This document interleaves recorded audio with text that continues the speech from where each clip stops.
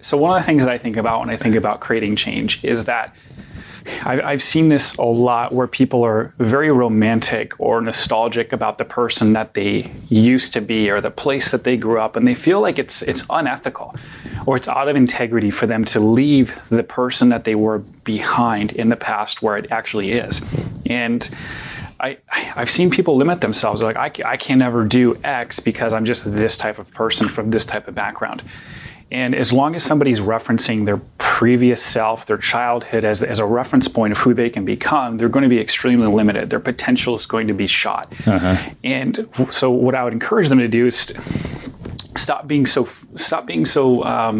stuck in a way in nostalgia and in romance and feeling this. I think for me, like, I had to realize that it wasn't unethical or lacking integrity to release whoever I used to be. And none of my relationships needed me to stay who I was. And you've watched me change. It's not like I'm a totally different person, but I don't feel any obligation to anyone in my life to maintain a consistency. Right. And people can't guilt me into staying the same person if I don't want to be that person anymore. I'm Srini Rao, and this is the Unmistakable Creative Podcast, where you get a window into the stories and insights of the most innovative and creative minds who've started movements, built thriving businesses, written best-selling books, and created insanely interesting art. For more, check out our 500-episode archive at unmistakablecreative.com. Hey, it's Srini. I hope you're liking this episode of The Unmistakable Creative. Did you know that every Sunday, our community manager, Melina, sends out 10 key takeaways from episodes like this one? All you have to do to receive it is sign up for our newsletter. Just visit unmistakablecreative.com/newsletter, and you'll get them delivered right to your inbox. Again, that's unmistakablecreative.com/newsletter. All right. So picking up where we left off on Monday, you have just moved to California, and I want to spend some time talking specifically about the role that environment plays and how it impacted your life to make such a drastic change to your environment. Sure. Well, I was fortunate to become aware of the fact that environments were the things that created sustainable change. I had spent years and years in personal development before going to California. I'd read probably 400 plus personal development books, and I had improved, but I hadn't created the changes in my life that those things had promised or what I was hoping for. And as you can tell from before, moving to California, I needed to make a really big change in my life, and I wanted to reinvent myself completely. And I learned that in order to do that, you need to change your environments. And environments could be something as simple as how you dress, how you make money, the people you hang out with, where you go to church or don't go to church, or, there's all these different things that we can change. And the real sustainable way to make change is to change our environments. We've talked about this before on the show, but I got a chance to live it, where I had an opportunity to totally recreate every environment in my life, and I did it by design. So I had the awareness, and I was able to build new relationships and take jobs and not take jobs, etc. And those environments allowed me to become a new person. It wasn't so much about my willpower or the books that I read. It was about the environments that I created. And it really was a healing time for me to really put people and things in my life, objects in my life that really reflected who I wanted to become versus who I was before. And that even, involved getting rid of most of the stuff that I owned. When my wife and I moved to California, we got rid of almost everything. And I since have learned that the physical things in your environment can often be anchors to the past. So that was something that helped too, is just really starting fresh and creating all new environments helped me really heal quickly and create a pretty fast transformation. So how do other people create environments in their own life that allow them to become the next version of themselves, the newer version of themselves, the person that they're aspiring to become? Like, where do they start? Well, the first place I would look if somebody wants to become a new version of themselves is I'd start looking at the things in their life that aren't reflecting that. So if they want to be, I'm trying to think of an example here, but there may be things in either what they're wearing or physical objects in their environment or relationships that need to shift. So I would look at the things that are really tying your current identity to your current life, your current experience, and then start to look at what are the things that are most holding me back from where I want to become. And it could be something like as silly as a TV show you watch that's just keeping you, because of the time investment and because of the influence, it's just keeping you in a certain worldview. I've heard from a lot of people, and I don't want to harp on that you have to move to be successful, but moving is one of those things. Updating your wardrobe is one of those things. So, but the place that I would start is I would just take a little audit of my life anytime, because I still transform my environment and myself. Yeah. And I'll just start with what isn't congruent with the person that I want to become next. And then I'll just start changing those things that aren't congruent and start adding things that are. Yeah. So one of the things that you have talked to me about is the idea of standards, right? Like the current situation or circumstances isn't meeting your standards. And I'm curious, one, can you expand on that and explain that to people? Sure. So your life or success or whatever is a byproduct of the standards that you're currently allowing. So that also can include environments. And if you want to create a new upgraded version of yourself, it's really going to be a byproduct of changing your standards. So some of the things that I'll do, and this is an instant boost for people that are looking to grow their self-worth, is you write down a list of every area of your life, your relationships, how just where you work, what you're tolerating, what you're eating. Think about as many areas of your life as you can and write down the current standards. What are you currently accepting for yourself in each area of your life? Then it's time to start looking at what are the standards of the person I want to become next. And I'm not saying become one day, become next. And there's a big difference between the person, you don't want to have such a static self-concept that you just feel like the person you become next is, you have to make this big decision on who I want to be forever. It's who do you want to be next? And start creating new standards so that the things that you're now tolerating are things that only that newer version of you are going to be tolerating. So one of the things for me that I changed even recently is I had a pretty small circle of friends, and I started looking, I work a lot, as you know, and I started looking at friends as kind of a nice to have. And that was a standard of the old version of myself. And the new standard that I'm creating is friends are a vital part of this vibrant life that I'm creating, and they're really important to my success. So that's just an example of one of the standards that I've personally been leveling up this year. Sure. So, I think part of becoming a new version of yourself is also letting go of some of the things that are part of the older version of yourself. And, we've talked about it in terms of environment physically, but how do you let go of a lot of the sort of emotional baggage from the past? Like, how do you release that? Well, it's a very complicated question, which you should be used to by now. So one of the things that I think about when I think about creating change is that I've seen this a lot where people are very romantic or nostalgic about the person that they used to be or the place that they grew up, and they feel like it's unethical or it's out of integrity for them to leave the person that they were behind in the past where it actually is. And I've seen people limit themselves. Like, I can never do X because I'm just this type of person from this type of background. And as long as somebody's referencing their previous self, their childhood as a reference point of who they can become, they're going to be extremely limited. Their potential is going to be shot. And so what I would encourage them to do is stop being so stuck in a way in nostalgia and in romance and feeling this. I think for me, I had to realize that it wasn't unethical or lacking integrity to release whoever I used to be. And none of my relationships needed me to stay who I was. And you've watched me change. It's not like I'm a totally different person, but I don't feel any obligation to anyone in my life to maintain a consistency. Right. And people can't guilt me into staying the same person if I don't want to be that person anymore. And so I would just encourage everybody to really start thinking about, okay, if devoid of my past, if that past is gone and it's a blank slate and I'm looking at who I want to become, just start looking at who that person you want to become is as a reference point, and then go from there instead of, well, how would my old roommate think about how I'm acting today? It's just let go of that. Nobody cares. And that's one thing I've learned even with building this brand is there's probably a lot of people in my life that care about me that, won't listen to this interview. And, we released a book together and most people haven't read it. I'm in the book. It's a Penguin book on bookshelves around the world.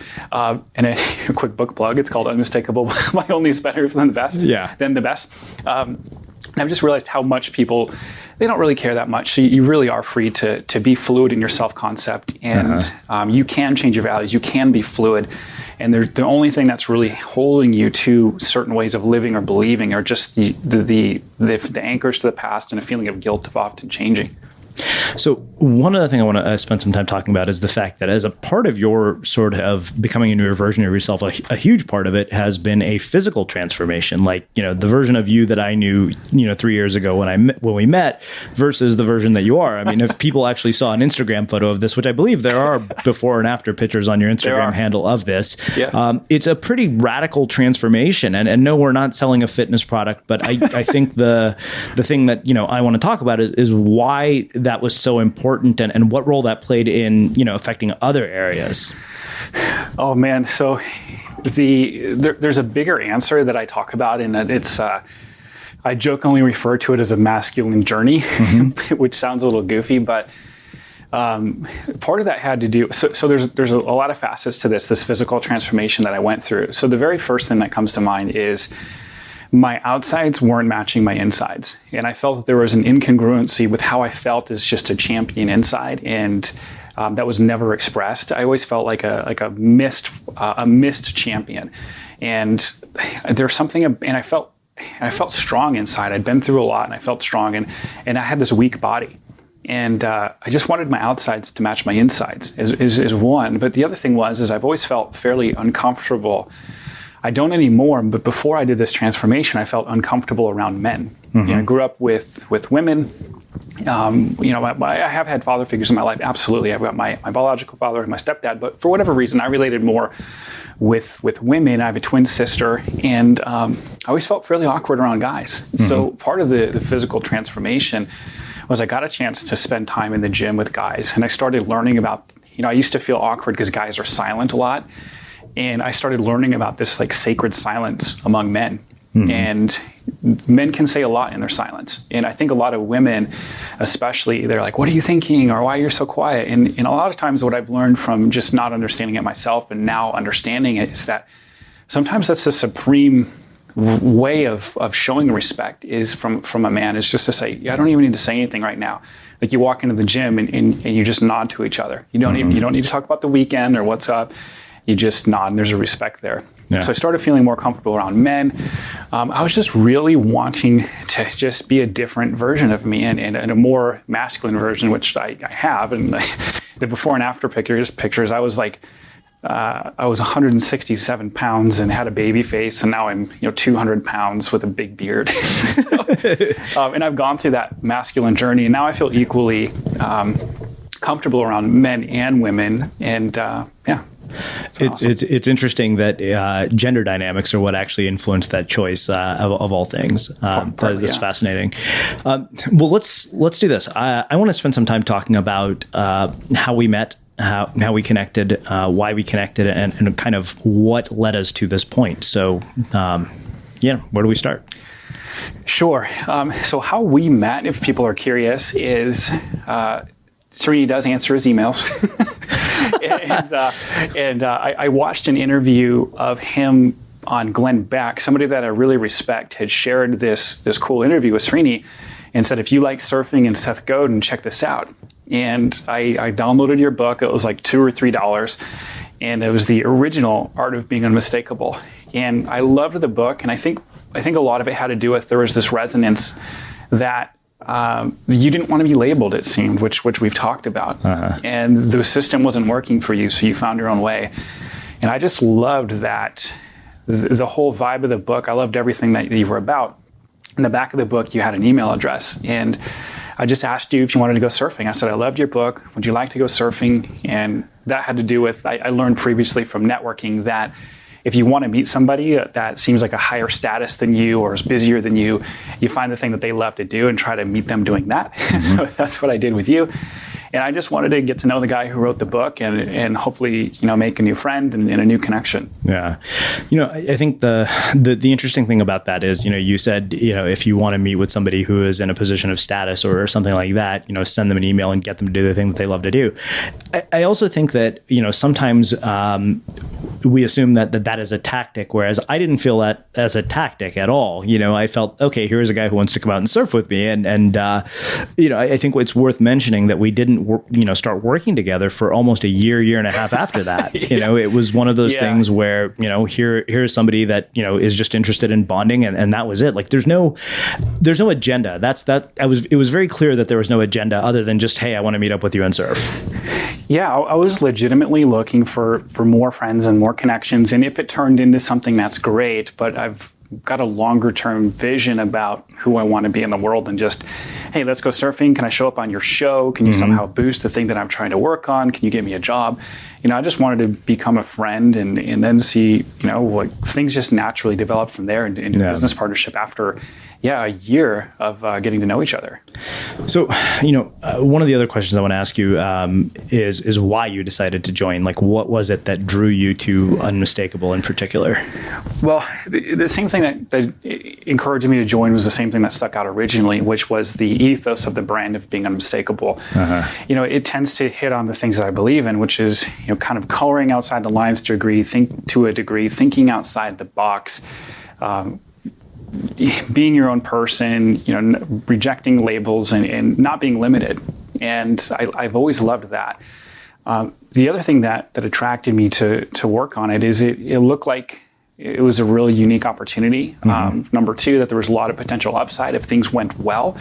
Then number three, you actually needed somebody to help you. Like if it wasn't me, like I don't know who would have been, and I don't know if you would have found the right person that you could trust. And it just made sense for me to try to help. Yeah. I want to talk about a particular moment that I think is really sort of formative in our working together. It was when we first started exploring this idea, and I asked you, I said, what is your biggest concern? What do you think is the biggest issue? And you said to me, right now, you're the biggest liability in the entire business. And, and I'm curious, just talk about that moment. Yeah, we were looking at the sunset, which we've shared a lot of sunsets together, a lot of bromance. Yeah. And in that moment, you were really, really, really down. And the business was, what we have, like 4 or 5 months of cash, no sales, no sponsors, no products. And it just looked like things were going to go out the window and this business was done and who knows what you were going to do. And you were so down about it. Like I've been around entrepreneurship enough to know that faith is one of the main ingredients. No.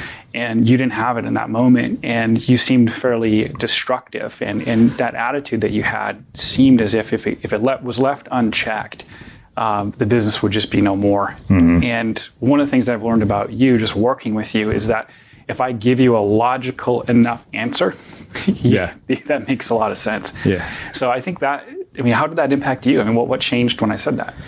I think part of that was that, I've always been willing to listen, especially when I know that my results are getting me something, like my actions are netting results that aren't ideal.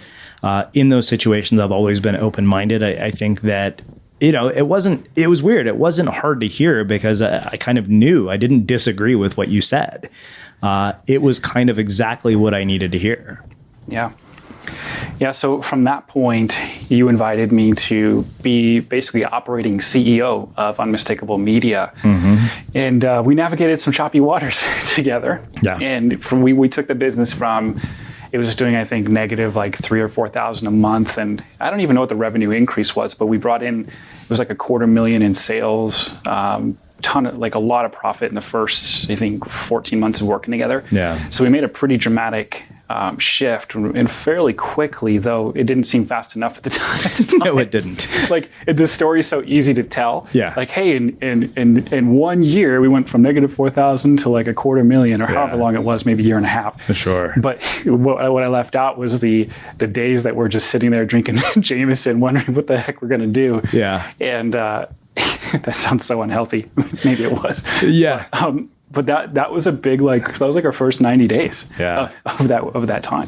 I think it kind of takes us back to sort of the idea of environments and the role that, changing environments played in all of this. Part of we're talking about, such a significant increase. Part of that was obviously the book deal from the publisher and a lot of other things that just kind of happened. Like a lot of things came together very suddenly that had been really a struggle.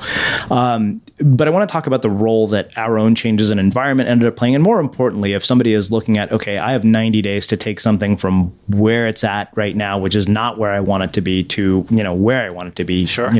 How do people turn situations around that are dire and seem hopeless, I guess, is really the question. Okay. So it's interesting that you say that, because what I focus on now is helping small to medium-sized businesses grow their profit and revenue in 90 days or less. So it's an interesting window.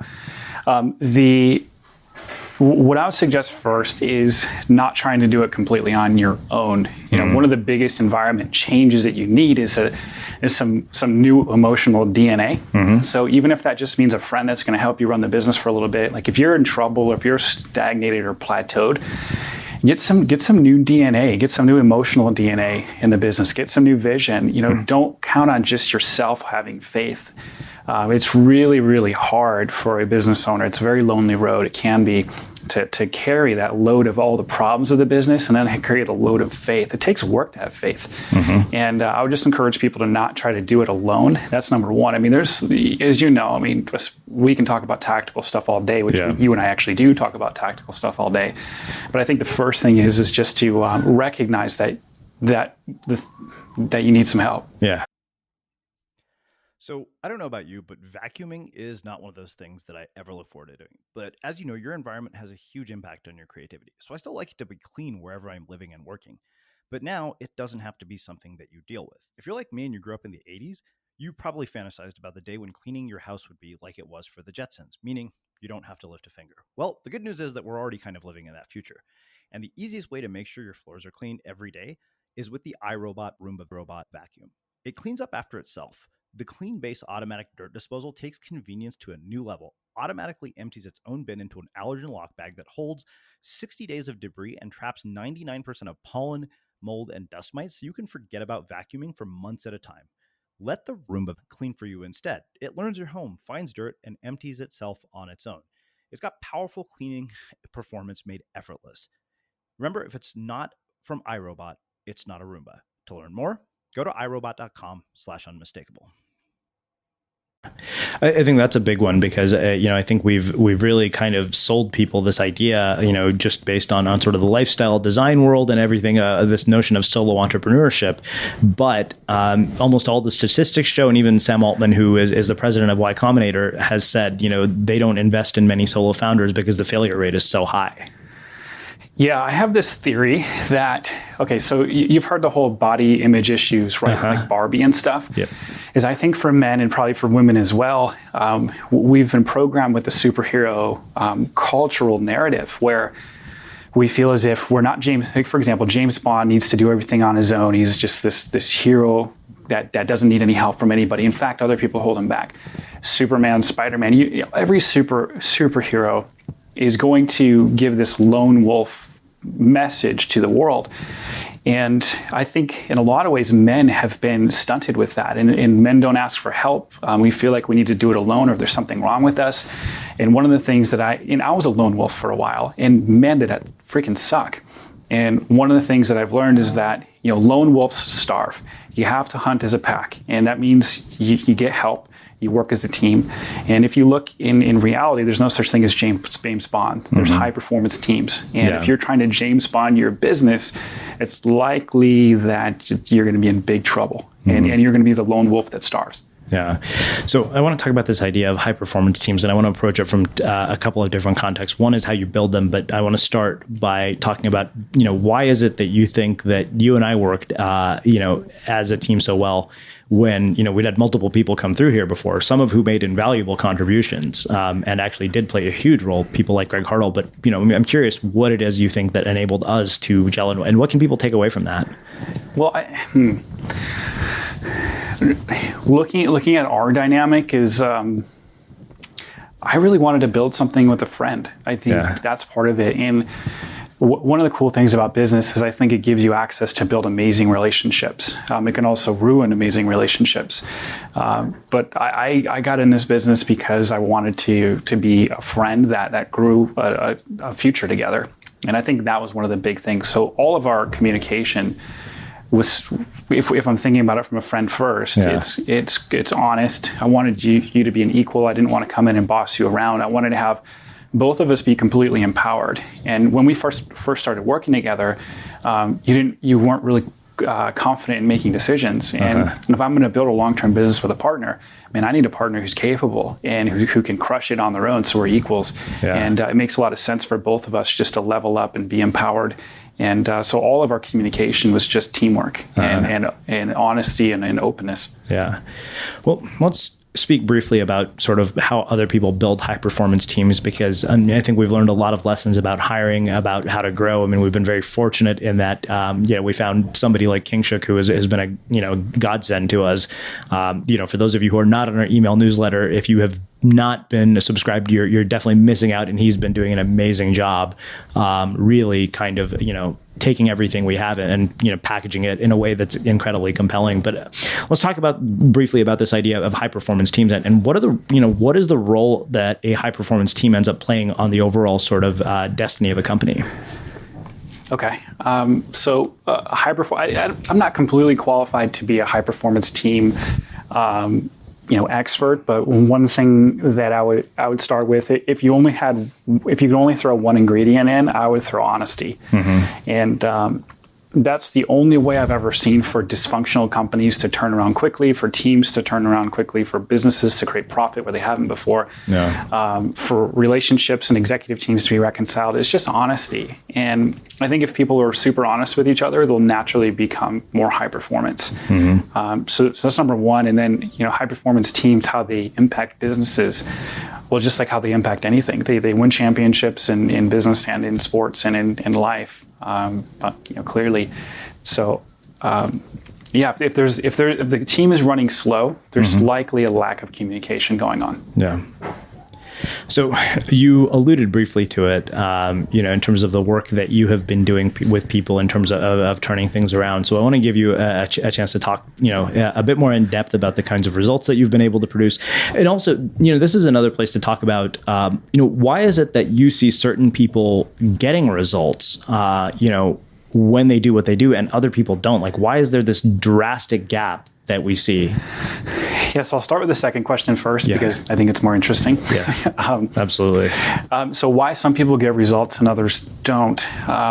The first thing that comes to mind for me and what I've been able to help people with right away is they're often implementing the wrong strategies. And I've seen so many good people go down wrong rabbit holes. And the only reason I can speak to this so well is because I've done this myself, where I'm looking at this bookshelf of how many hundreds of books, maybe it's 100 or 300, I don't know. I used to read books when I wanted to get better results, and that can't help. But the reality is people need to change their strategies.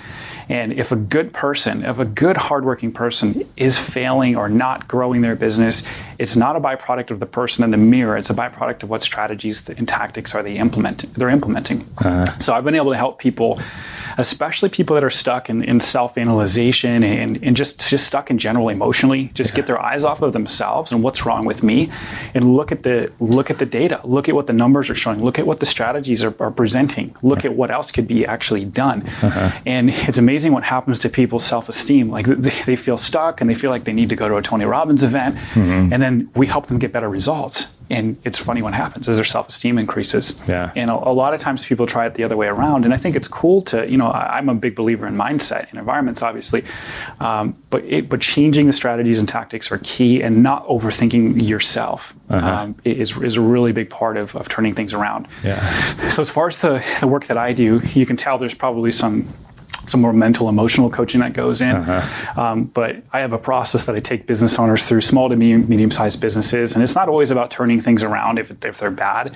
That's really rewarding for me. I feel really aligned with my purpose when I can help people, break through. But also it's just helping people reach their own potential. I believe that if a business owner is willing to work hard, then they should be rewarded for it dramatically. and that good people should never stay in a struggling state. And if they are, we can help them. Yeah. So my work just has to do with that. It's more about, I do touch mental and emotional because it's clearly important. Money story is important. Yeah. But then the actual strategies and tactics and what you're doing on a daily basis. The other thing I'll share that has been completely transformational for me and for so many other people is most business owners don't know what is the highest value activity that they should be doing every single day. And a lot of times we spend time in procrastination thinking that we're building the business. So that could be getting organized or having meetings, et cetera, et cetera, et cetera. But if the business is lacking in sales, the highest value activity needs to be what one or two actions can I do to actually bring a new sale into the business every day? And anything other than that is a distraction. So everything else has to come after the highest value activities. So once I can break down for a business owner, what is your highest value activity? What's your team, each member of your team's highest value activity? What's the fastest path to new revenue right now? A lot of times business owners see that it's clear. It's really clear when we look at it, the fastest path to new revenue and sales growth. And oftentimes they're not doing it. And so it's really about accountability, figuring out what value, what high value activity there is, building new strategies. There's all sorts of stuff I do. I don't want to get into the tactics. Yeah, for sure. But yeah. So I want to spend a bit more time talking about mindset. And of course, I definitely want to spend a little bit of time talking about money story as well, and how you start to unwind it and change it and how you have in your own life. One of the things that's been interesting, and I think I've seen this in myself, I've seen it in other people, where their actual skill level exceeds their internal perception of what they're capable of. And, why does that occur? And like what can be done about it? Because that's a really strange sort of paradox where the results are far better than what you believe of yourself. Yeah. So are you talking, what type of results? Are you talking about if people create big results and they're still feeling insecure? Yeah, exactly. That's one way to look at it. Well, if they're creating big results and they're still feeling insecure, it's likely that one aspect of the results are not showing up. So they might be creating big results for one key performance indicator of the business, but maybe there's revenue not coming in, so they've got great exposure, or they're doing something, but things aren't firing on all cylinders. Yeah. And if I see somebody that's got an incongruency with how skilled they are and their belief about themselves, I want to find where is that one piece of validation with the results that they're lacking. That if we can help them create a strategy to get that result, that's going to improve their self-esteem dramatically. Otherwise there's other tools that can be used to help people's self-esteem, but I've met a lot of people. Now, if you're talking about purely just business results, if you get your skills right and if you apply those skills in the right environment, the results will change dramatically. And then that changes your self-concept. It does change your money story. And that creates more congruency. It's hard to argue. Your subconscious mind has a hard time arguing with results. Yeah, absolutely. So I want to spend the remainder of time talking about two ideas, and I think they're both kind of interrelated. This idea of self-concept and money story. You've alluded to the idea that self-concept is a fluid thing. I'd love for you to expand on that and also talk about, how does that relate to money story, like the idea of self-concept, and, how do people change their money story? Because I've seen you change yours. I've seen you help me change mine. It's pretty drastically different than it was even a year ago at this point.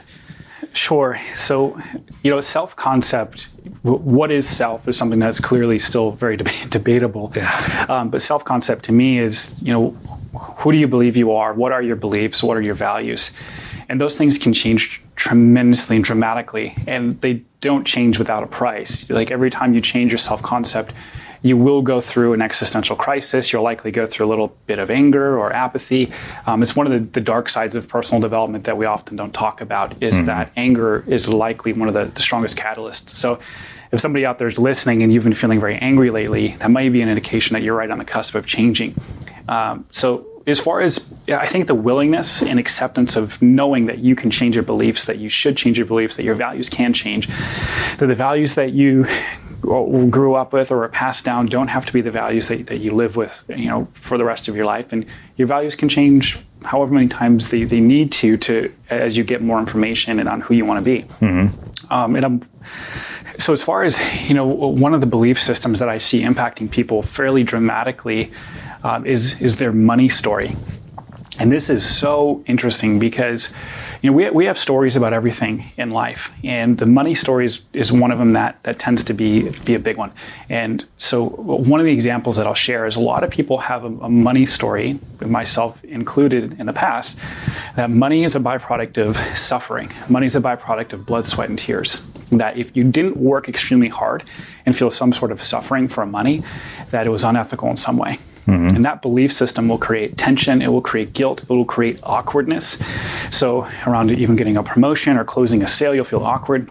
If you feel like money came from suffering and you want to get more money from somebody or a company, you'll feel like, wow, I need to suffer more, or I feel guilty. And that can be very limiting. And oftentimes that money story really ties down to just how we feel about ourselves in the world. So a limiting money story or a scarcity money story will typically tie into a whole belief system that I have to do to be loved, or I have to do to feel belonging. It's more about action in order to feel comfortable in your own skin, or comfortable with making money in a meeting, closing a sale. All that stuff is deeply intertwined. Uh-huh. And changing it is a whole, there's a lot of things I can share, but the first thing I'd share is just awareness. Just think about, even if you came from a wealthy family, there could be some limiting money stories there, or everyone has their own form of a money story. And just thinking about what is mine. And if you really want to figure out what your money story is, you can look at your bank account. Yeah. And that's a good way of knowing to a degree. And if it's not to where you'd like it to be, there's likely a story that you've been telling yourself that's limiting. And I know that sounds probably kind of ridiculous, but sure. But it is one of those things. Like you've asked me before, how do you know how your subconscious mind is programmed? Yeah. Look at your life. That'll tell you exactly how your subconscious mind is programmed. And the money story lags. So your money story might change, and your skills and your strategies might change. And the money story is the results will be maybe 90 days behind a change. Yeah. But yeah, the thing is just awareness. I'd start with that. I mean, there's a lot that I could talk about with changing beliefs. But the very first thing I would just ask people to do is be aware of what their money story might be. So you've seen mine change. I think, looking at this through the lens of something very concrete might be helpful. So, you've played a role in helping it change. So what changed? Like, how did it change? Like, what is the difference? Like, why is it so different now than it was even a year ago? Well, your money and your business story had to do with pain and suffering. And every time you've tried to make money in the past, you got fired. You talk about this in your books. You had trauma, you had pain. So for you, it seemed as if money, like the whole more money, more problems thing, was so true for you. And you had a belief that in order for you to make more money, and I think that's why you didn't ask for money, you weren't monetizing, no matter how hard you worked, you weren't asking for increase in sales or offering products. And I kind of think subconsciously you didn't want to bring on the suffering that came with it. Uh-huh. So as far as changing it, we had a lot of conversations around money, around business, and what is our business story? Just growing a business doesn't mean more suffering. Mm-hmm. Making more money doesn't mean more suffering. It can actually mean the opposite. And as far as change, it's hard to consolidate 100 conversations into a 30-second soundbite. Right. But I do think it had to do with awareness and then challenging the beliefs. Yeah. I think there's awareness, there's challenging belief, and then there, I think, is sort of your actual actions in terms of how you behave, right? Very small things, I think, we really underestimate the impact of. Bushra Azar talked about, even when she was making $10 a month, giving away 10% of her income, which I think is and that's a really hard thing for people to get their heads around is hey, I'm going to be, charitable when I don't have a lot to give. And I can tell you from experience, that is absolutely one of the most profound ways to start unwinding this idea that you don't have enough. And without, exception, it seems to have come back to me every time. Yeah, certainly. It's been proven even by research that the thing that you're lacking in your life, if you give it away, you'll feel more abundance in that area. So if you're lacking time, if you donate some time, you'll feel more time. You'll be more resourceful with the time that you have. So yeah, I think anyone that is struggling with money, even if you can only give $1 away, that can be very helpful. It can change the energy, and we can get really deep and just talk about how all beliefs essentially are energy, and the energy that you have around a subject will impact the results of that subject. But maybe another interview. Yeah. Wow. Well, this has been super interesting. I want to wrap with a question I know you've heard me ask more than a couple hundred times. Funny enough, I don't think I've ever asked it to you. You haven't asked the question. No, I haven't. So what do you think it is that makes somebody or something unmistakable? So my belief is that everybody is unmistakable, and that you just need to know the questions to ask and care enough, and you'll find it. Well, where can people learn more about everything that you're up to and what you have going on? Because I know we have something to share with our listeners as well. Yeah, so if you go to unmistakablecreative.com/consulting, you'll have an opportunity to submit a form, and you'll see if our team and if I can work with you guys to help you, whether it's you've got a business or you're a solopreneur, or if you just want some help with growing your sales, growing your revenue, seeing how we can help. Just apply there, and I'd love to get to know every single person that applies, and look forward to it. Awesome. And for everybody listening, we will wrap the show with that. Thank you for listening to this episode of the Unmistakable Creative Podcast. While you were listening, were there any moments you found fascinating, inspiring, instructive, maybe even heartwarming? Can you think of anyone, a friend or a family member who would appreciate this moment? If so, take a second and share today's episode with that one person, because good ideas and messages are meant to be shared.